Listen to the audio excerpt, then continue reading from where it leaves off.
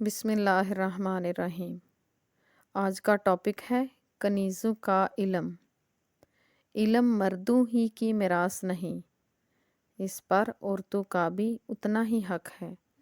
ایک واقعہ سماعت فرمائیں۔ خلیفہ مامون رشید کو ایک کنیز کی ضرورت پیش آئی۔ اس نے اعلان کیا، مجھے کنیز درکار ہے۔ چنانچہ 3 کنیزیں حاضر ہوئیں۔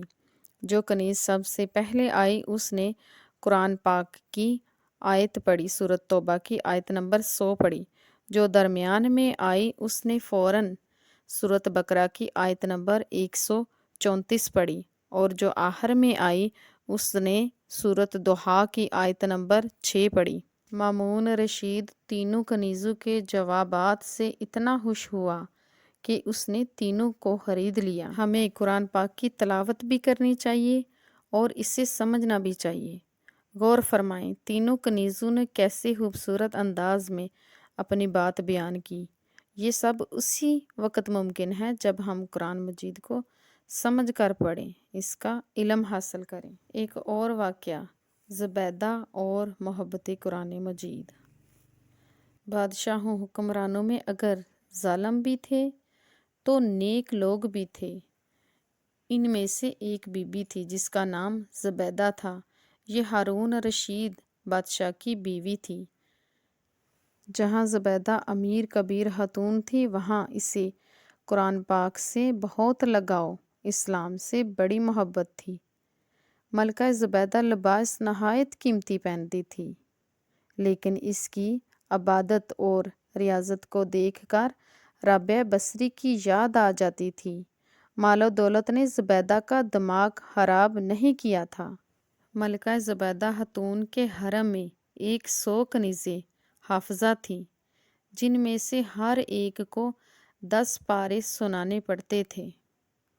مال و دولت آئے لیکن تکبر نہ آیا پاس۔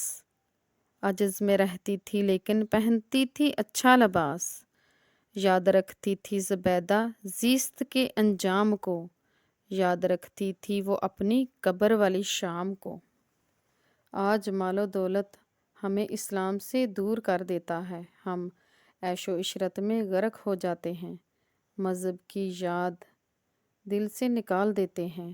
حالانکہ جب زیادہ مال آئے، زیادہ دولت نصیب ہو تو ہمیں اللہ تعالیٰ کی عبادت بھی زیادہ کرنی چاہیے اور معبود اعظم کا زیادہ شکر ادا کرنا چاہیے۔ ہمیں اسلام سے زیادہ رغبت رکھنی چاہیے تاکہ ہم بے انصاف لوگوں میں شامل نہ ہو جائیں۔ مال آ جائے تو پھر شکر خدا بھی چاہیے، مال آ جائے تو پھر شکر خدا بھی چاہیے، خوف خدا بھی چاہیے، ذکر دعا بھی چاہیے۔ ہمیں کوشش کر کے، محنت کر کے دین اسلام کو سیکھنا چاہیے، قرآن پاک کو سیکھنا چاہیے، اسے سمجھ کر پڑھنا چاہیے، کیونکہ قرآن پاک ہماری زندگی کے ہر شعبے میں رہنمائی کرتا ہے۔ کیونکہ حضور پاک صلی اللہ علیہ وآلہ وسلم نے ارشاد فرمایا کہ علم حاصل کرنا ہر مسلمان مرد اور عورت دونوں پر فرض ہے۔ ایک علم والا اور ایک جاہل دونوں برابر نہیں ہو سکتے۔ ہمیں قرآن خود بھی سیکھنا چاہیے اور دوسروں کو بھی سکھانا چاہیے۔ ہمیں گود سے گور تک علم حاصل کرنا چاہیے۔